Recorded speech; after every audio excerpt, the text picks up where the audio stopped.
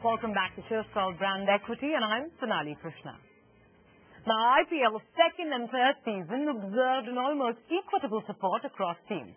However, in a recent survey done by MEC, the affinity in Season 5 has moved towards Mumbai Indians and Chennai Super Kings with a combined 45% team support.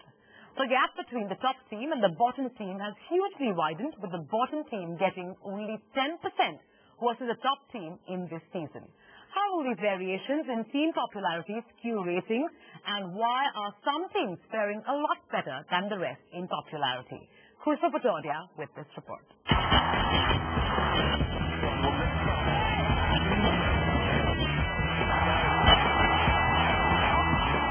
The world's most popular T20 event. 19 and millions of rabid fans. That's what IPL brings with it every year. And the current season is the ultimate. It's that stage of evolution in the Indian Premier League where the popularity of teams will now skew its TV ratings. That's according to a recent report released by MEC, Group M's media agency. The report also states that, despite the intense speculation surrounding the event, within the industry, the T20 festival continues to hold charm for the viewer. Topping the popularity charts are the Mumbai Indians and the Chennai Super Kings, with a cumulative support of 45% of 100 polled viewers. Royal Challengers Bangalore and Kolkata Knight Riders follow in support with 12% and 11% each. Some teams have been very successful building a home following. So if you look at the support of the Mumbai Indians team from IPL 2, when we started doing the research, it was 64%. So 64% of Mumbai was supporting Mumbai Indians. Today it's 89%. Right? Likewise, the number this year for Chennai Super Kings is 96%. So clearly they have, either through iconic players or through actual performance, have managed to consistently build and increase fan following, which is very critical for a sport like this, in their home cities. The other very important element for favorite teams or popular teams is also that how much of support they have in the other cities. Right? Again, if you ask that question, you see Mumbai Indians and CSK in significant following in cities outside their hometowns. The report also highlights the fact that Season 4 of IPL proved to be the turning point for the league, prior to which team support was almost equitable across all teams during the second and third seasons of IPL. See, this might have to do, with something like after the auction happened last year. Team compositions changed in a big way last year. So whatever familiarity you had built over 3 years suddenly was, had dissipated, so to speak. So I think they are still more familiar with the Mumbai Indians, CSK and Bangalore and Delhi to an extent. Not so familiar with Deccan Chargers and Sahara Pune Warriors and those kinds of teams. And also there are no really big players coming, playing for these teams. Big Indian players. So I think it's a combination of no big Indian name, for that format, and unfamiliarity with the team itself.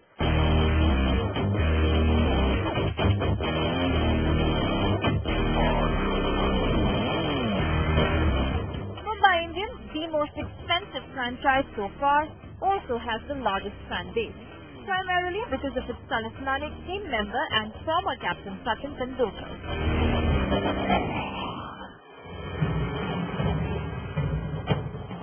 The Super Kings, on the other hand, come in a very close second. For big reasons. Their charismatic captain MS Dhoni, greatly aided by their performance over the last 4 seasons. This is a team that's managed to grab viewer attention with unmatchable consistency on the field with 2 successive league trophies.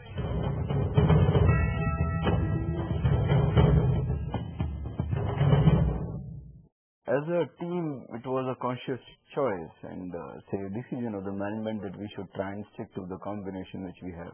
Because it's familiarity. So we have been lucky enough to retain the same players. One thing which we do is that we listen to our fans a lot. We have created platforms for us to listen to them. We have something called Kings Club, which is our fan club. We have almost 11,500 paid members and almost 400,000 registered members for the fan club. We have almost a million fans on our Facebook page. And mind it that we were one of the fastest growing Facebook pages for almost 2 weeks. So right from 40,000 we went almost up to 900,000 in just a bit of 2 weeks. Contrast that with Kolkata Knight Riders, which ranks 4th in the pecking order of popularity. In spite of a poor start that they haven't overcome during the first 3 seasons, it's surprising how KKR has managed to push down some of the strong contenders like Rajasthan Royals in the popularity quotient. We can take it even further down. So is it their star owner Shah Rukh Khan, whose sheer presence in the stadium itself is enough to turn around heads? Or is it his outstanding marketing streak that over the years has built the strongest brand equity for the team? Part of it is just sheer blind luck. I mean, they have a good team on paper, last season and this season. But, for some reason, it's not worked out. I think they're popular simply because of the fact that there is, the marquee names there are strong. Shah Rukh Khan himself is a strong sort of presence, and Calcutta is a very, very fanatically devoted following. In fact, for KKR, the imperative is to go beyond Shah Rukh Khan, because this is not a television program. This is a sporting event, and it will last for the next 20 years. And you have to plan for the next 20 years and not for the next season. With the viewership getting polarized, the gap between the top and the bottom teams is further widened, with the bottom team getting only 10% of the support, as opposed to the top team this season. Teams like the Deccan Chargers and Kings 11 Punjab have undergone so many changes in their team compositions to create a following of their own. While Rajasthan Royals don't have enough star Indian players, Pune Warriors are too new to the game to warrant a fan following outside their own territory. In spite of having one of the most popular Indian players, Virendra Sehwag as their captain, Delhi Daredevils too has failed to gain emotional traction with the audience.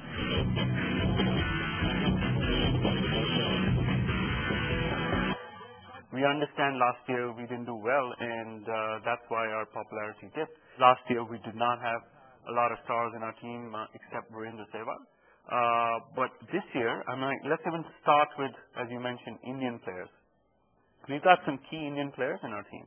There's Virendra Sehwag, who's out there, who's the captain of the team for our team, and he's been there forever, and his popularity still is at the top of the chart. We have Umesh Yadav, who's the fastest bowler that India has produced in a long, long time, and he's on the national team. We've got Irfan Pathan, who's come back with a bang into the Indian team. We've got Varun Arun, who's another pace bowler. So I don't see where the popularity is, the issue is. And then besides that, this year, we've got, if you take the rankings out of the top 10, we've got like 5 players in the T20 rankings globally. It's all about one's brand equity. Brands sponsor IPL teams, and these teams become bigger brands. Brands that ultimately generate fan following. And if one has to go by the current popularity quotient of teams, initial numbers only ensure that it will be Mumbai, Chennai and Kolkata that will contribute maximum TRPs for the game.